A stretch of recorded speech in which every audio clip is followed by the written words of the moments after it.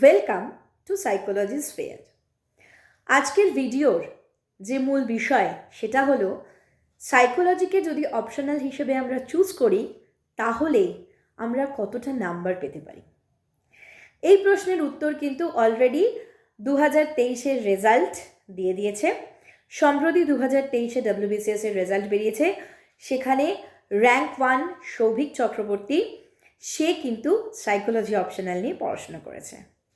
সুতরাং psychology optional আমাদেরকে কি দিতে পারে সেটা কিন্তু ইতিমধ্যে প্রমাণিত হয়ে গেছে, এবং সাইকোলজি অপশনাল নিয়ে আমরা কিভাবে এগোবো সেটা নিয়েও কিন্তু এই চ্যানেলে আমাদের অনেক ভিডিও রয়েছে। এবং সৌভিক চক্রবর্তী কিভাবে প্রিপারেশন নিয়েছে, সৌভিক চক্রবর্তী কিভাবে পার্সোনালিটি টেস্টে অ্যাপিয়ার করেছিল, কি কি প্রশ্ন এসেছিল, কীরকম ধরনের প্রশ্ন এসেছিল, তাতে সাইকোলজি অপশনাল কতটা হেল্প করেছে সেটা নিয়েও কিন্তু এই চ্যানেলে ভিডিও রয়েছে।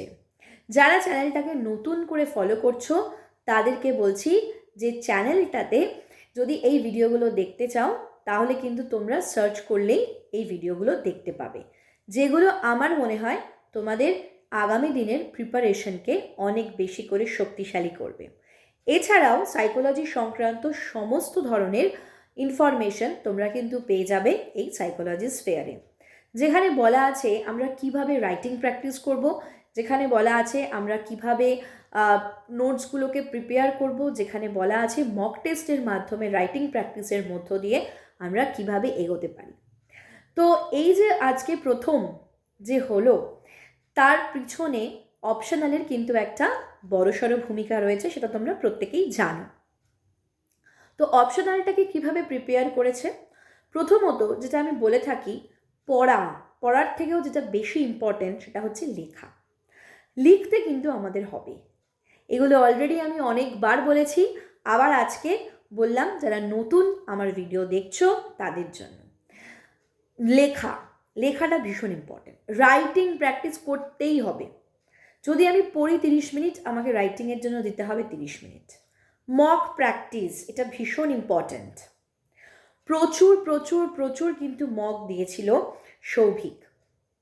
ওকে, ও প্রত্যেকটা টপিকের ওপরে, প্রত্যেকটা চ্যাপ্টারের ওপরে ও কিন্তু মাল্টিপল মক দিয়েছে।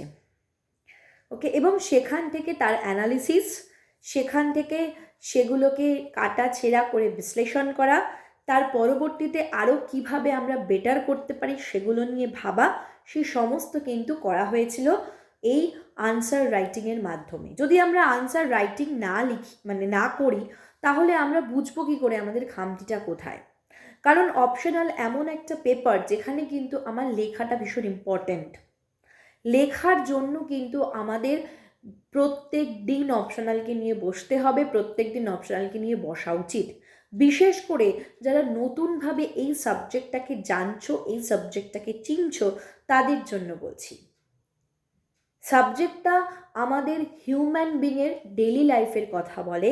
সাবজেক্টের যে সিলেবাসটা রয়েছে সেটা দেখলে তুমি বুঝতে পারবে আমাদের নিত্য নৈমিত্য কাজের ক্ষেত্রে যেই টপিকগুলো আমাদের দরকার হয় সেই টপিকগুলোকে মিলিয়ে মিশিয়ে কিন্তু সাবজেক্টের সিলেবাস তৈরি করা হয়েছে।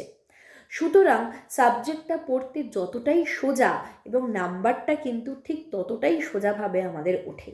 শুধু জানতে হবে কি কিছু কিছু ট্রিক্স, কোথায় কতটা লিখবো, কোথায় কতটা ছাড়বো, কোথায় কতটা আমি আনসার, এইখানে কোন ডায়াগ্রামটা দেব, কোন ডায়াগ্রামটা দেব না, কোন ডায়াগ্রামটা আমার এখানে জরুরি, সেই জিনিসগুলো কিন্তু আমার এখানে জানতে হবে। তো এগুলো আমি জানতে পারবো কখন? এগুলো জানতে পারবো কি শুধুমাত্র পড়ে? না, শুধুমাত্র পড়ে এগুলো জানা যাবে না। তাহলে জানতে হলে আমাকে কি করতে হবে? রীতিমতোভাবে প্র্যাকটিস করে যেতে হবে। যেভাবে আমরা এমসিকিউ প্র্যাকটিস করি ঠিক একইভাবে অপশনালের জন্য আমাদের কিন্তু রাইটিং প্র্যাকটিস করতে হবে।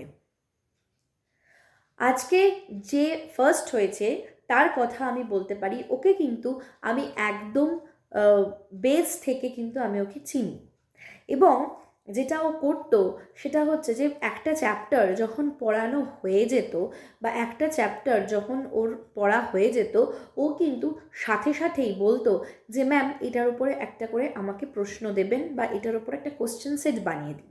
আমি কিন্তু ওকে কোশ্চেন সেট বানিয়ে দিতাম, ও কিন্তু ওটাকে নিয়মিতভাবে প্র্যাকটিস করতো। এই প্র্যাকটিস, নিয়মিত প্র্যাকটিস, প্রচণ্ড কঠিন, ও পেরেছে আমি পারবো না, ও বলে সম্ভব আমি বলে সম্ভব না, এই ভাবনাগুলো আমাদের মনেই আমরা আনবো না। আমরা সবাই পারবো, কিন্তু কি করতে হবে, একটা সিস্টেমে প্র্যাকটিস করতে হবে। প্র্যাকটিসটা কিন্তু ভীষণভাবে জরুরি। আবারও বলছি, যারা আমার চ্যানেলে নতুন, যারা নতুন দেখছো তাদের জন্য বলছি যে এখানে কিভাবে প্র্যাকটিস করব, কিভাবে নোটস তৈরি করব, সেটা সৌভিক চক্রবর্তীর মুখ থেকেও যদি তোমরা শুনে নিতে চাও, তাহলে সেই ভিডিও কিন্তু আমার এই চ্যানেলে রয়েছে। তোমরা অবশ্যই সেটাকে কিন্তু দেখে নিও, এবং তোমাদের বন্ধুদের মধ্যে যদি মনে হয় যে তাদের হেল্প হবে, তোমরা কিন্তু ভিডিওটা অবশ্যই শেয়ার করো। সুতরাং বলার উদ্দেশ্য হচ্ছে এটাই, বারবার করে আমি যেটা বলি যে রাইটিংটা কিন্তু ভীষণ ইম্পর্ট্যান্ট। একটা লিখে দিলাম, হ্যাঁ, যারা বাংলায় লিখছো তাদের জন্য তো আরও বেশিভাবে কনসিয়াসলি রাইটিংটা প্র্যাকটিস করা উচিত। তার কারণ বাংলায় তো আমাদের এরকম অনেক জিনিস আছে যে রুলসগুলো আমাদের ফলো করতে হয়। আর যারা ইংরাজি মাধ্যমে লিখবে তাদের ক্ষেত্রেও বলে থাকি ডায়াগ্রাম, হ্যাঁ, এবং যে আমাদের কোথায় ট্রি করব, কোথায় ডায়াগ্রাম লিখব, কোথায় পাই চার্ট করব, এই সমস্ত কিন্তু কিছু আমাদের জানতে হবে যদি আমরা রাইটিংটা ঠিক করে প্র্যাকটিস করি। সুতরাং শুধু পড়ে গেলাম, হ্যাঁ না তাহলে আমি অপশনাল একদম ঠিকঠাক পেরে গেছি, আমি চলে গেলাম, আমি গিয়ে পরীক্ষার সময় লিখে দিতে পারবো, হবে না, আমি পারবো না লিখতে। ঠিক আছে, তো লিখতে হলে, প্র্যাকটিস করতে হলে ওটা একটা অভ্যেসের মধ্য দিয়ে আমাদেরকে যেতে হবে। পরীক্ষায় গিয়ে স্টেজে মেকআপ করে দেবো সেরকমভাবে কিন্তু অপশনালটা হবে না। সুতরাং যারা ভাবছো সাইকোলজি অপশনাল নেবে, তারা ঝটপট কিন্তু নিয়ে নিতে পারো সাইকোলজি অপশনাল, কারণ এটা কিন্তু প্রচুর নাম্বার তোমাকে এনে দেবে, প্রচুর নলেজ তোমার ভেতরে তৈরি করবে, এবং আরেকটা যেটা করবে সেটা হচ্ছে তোমার ব্যক্তিত্বের মধ্যে হয়তো কিছু পজিটিভ চেঞ্জ আনতে পারবে এই সাবজেক্ট।